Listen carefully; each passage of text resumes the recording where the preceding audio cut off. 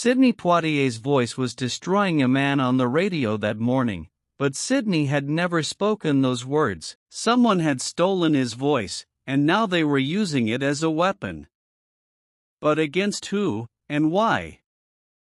The hotel phone rang at 6:47 a.m. Sidney was already awake, coffee in hand, looking out over Chicago. His manager's voice was tight with panic. "Turn on WKRP. Now." The radio announcer's voice filled the room. Then came Sidney's own voice, crystal clear, unmistakable. "James Chen is a fraud. His community center is a money laundering operation. I've seen the documents. The youth of this city deserve better than his lies." Sidney's hand tightened around the coffee cup. He had never said those words. He didn't even know who James Chen was. But that was definitely his voice, his cadence, his particular way of emphasizing certain syllables. The phone rang again. His publicist. Then his lawyer. Then 3 reporters. By 7:15 a.m., the story was everywhere.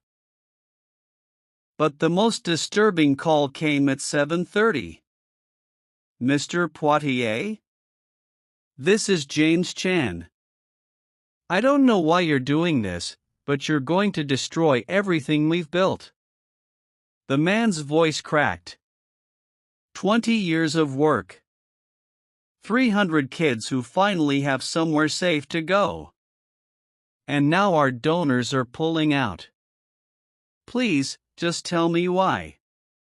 Sidney closed his eyes. The man sounded genuine. Desperate.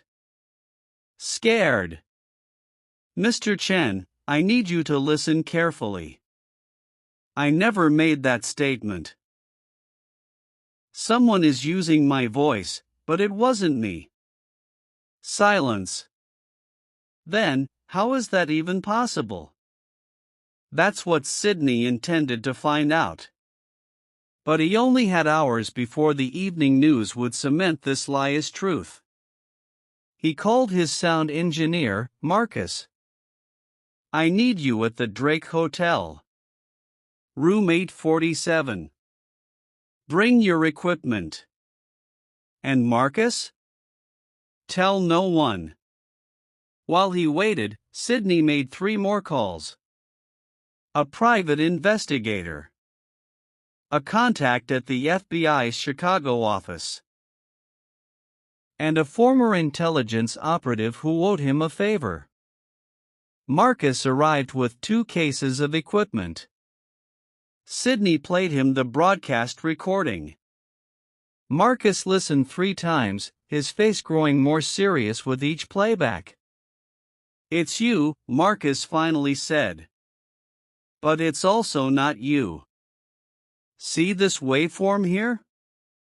There's a splice. And here. And here.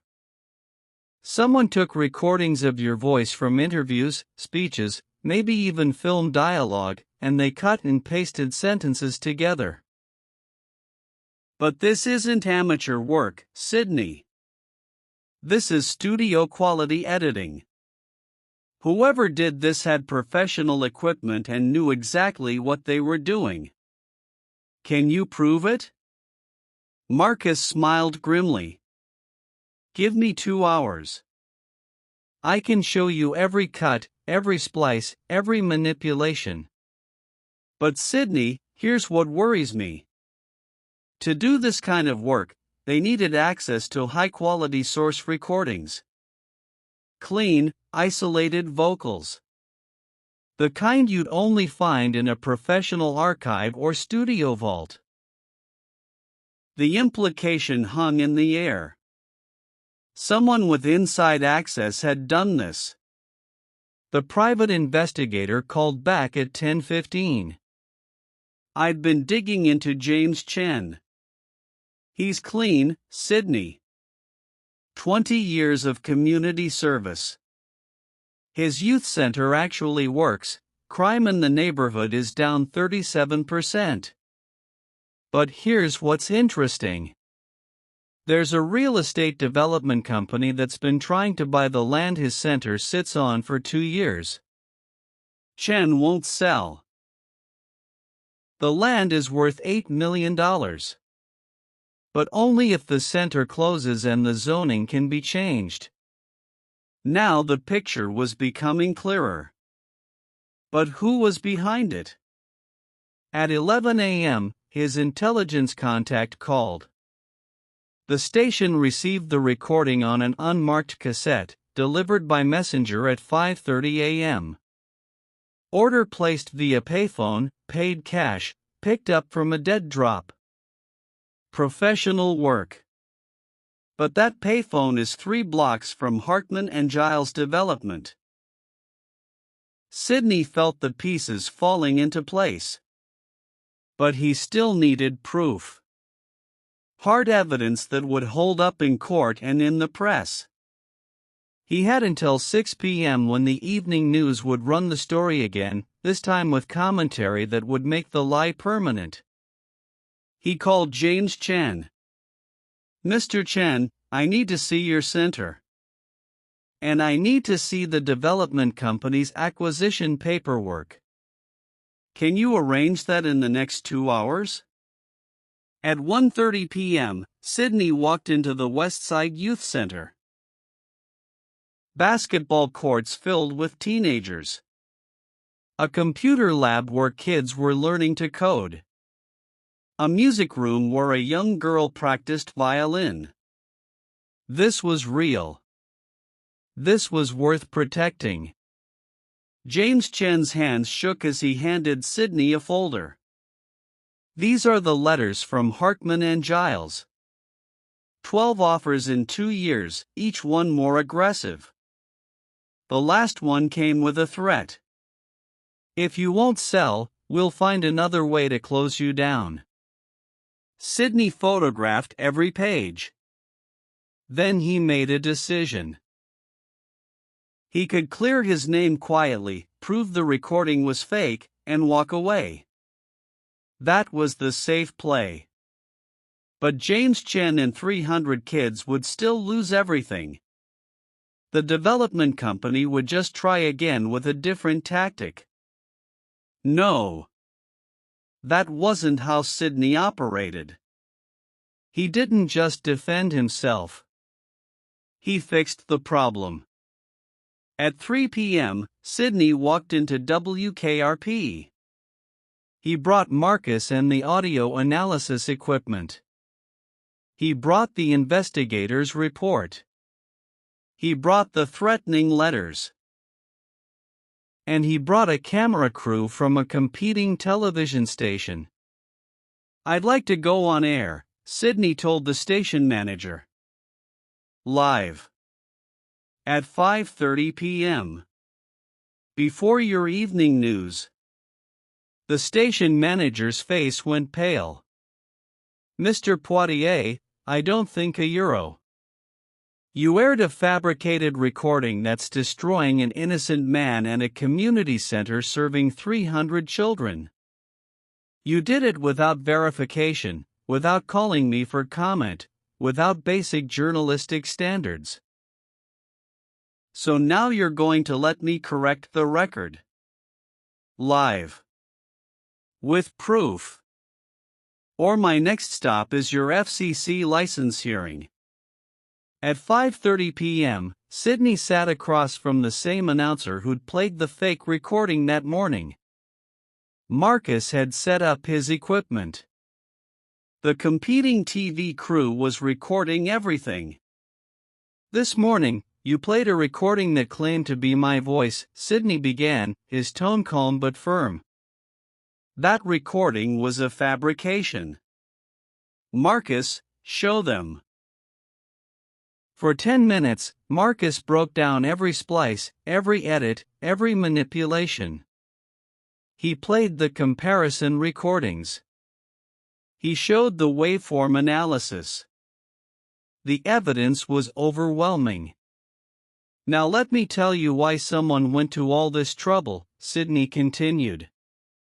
James Chen runs the Westside Youth Center, one of the most successful community programs in Chicago. His center sits on land worth $8 million. Hartman and Giles Development has been trying to force him to sell for 2 years.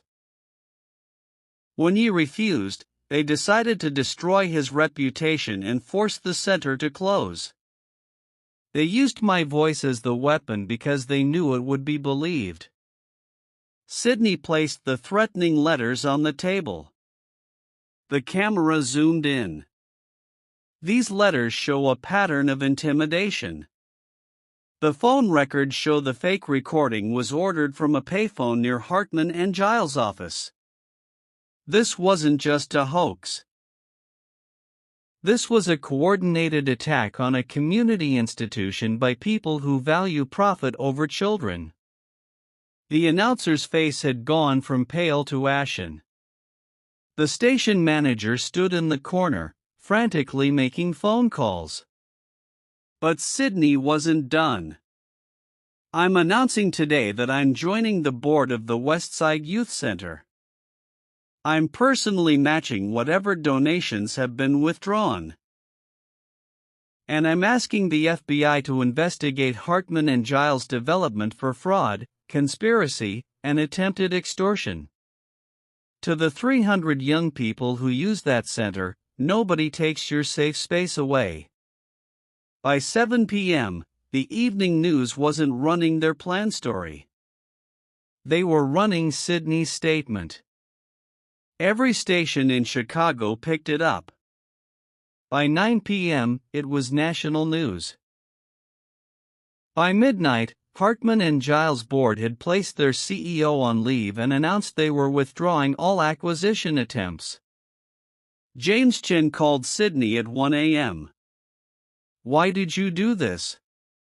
You could have just cleared your name and walked away. Sidney looked out at Chicago. That's not how this works, James. When someone tries to use your voice as a weapon, you don't just take the weapon away. You make sure they can never hurt anyone else. Those kids deserve their center. You deserve to continue your work. And people like Hartman and Giles need to learn there are consequences. 3 weeks later, Sidney attended the youth center's 20th anniversary celebration. The girl he'd seen practicing violin performed. The teenager from the computer lab showed him a website he'd built. James Chen thanked the community for their support. He didn't mention Sidney by name, which was exactly how Sidney wanted it. On his way out, one of the teenagers stopped him. Mr. Poitier? I just wanted to say thank you.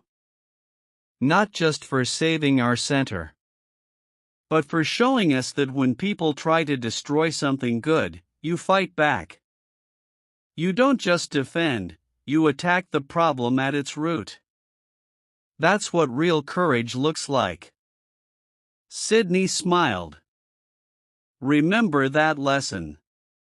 The world will try to silence good people, to steal their voices, to use their words against them. Your job is to be smarter, faster, and more determined than they are. Truth is a weapon, but only if you're brave enough to wield it. Lesson: in crisis, speed matters, but precision matters more. Sidney didn't react emotionally when his voice was stolen. He built a case, gathered evidence, and struck with overwhelming force at the right moment.